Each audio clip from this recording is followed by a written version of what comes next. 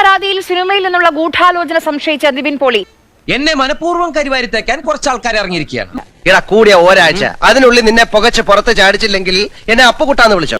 Cinema രംഗത്തുള്ളവരുടെ നീക്കം കേസിന് പിന്നിലുണ്ട് എന്നാണ് നിവിൻ പോളിയുടെ സംശയം. എന്ത് പറ്റിയടാ?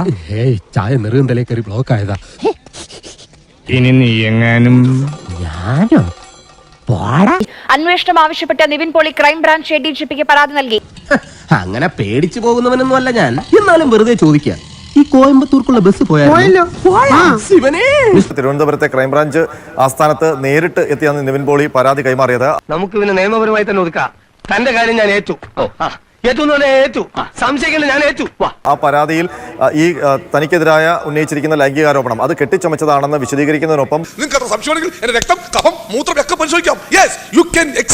ഗുരുതരമായ ഒരു പരാമർശം കൂടി ആ പരാതിയിലുണ്ട്.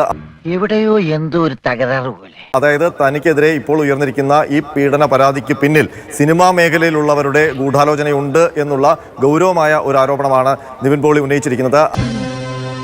എന്റെ ഈ അന്നസത്യം ഞാനങ്ങനെ ചെയ്തിട്ടില്ല. നീ വിഷമിക്കേണ്ടി. എനിക്കെന്ത് വിഷമം? എനിക്കൊരു വിഷമമില്ല. എനിക്കൊരു വിഷമമില്ല. ശരി, ചത്താ ഞാൻ നാളെ വരാം. അല്ല, ചത്തില്ലെങ്കിൽ ഞാൻ നാളെ വരാം.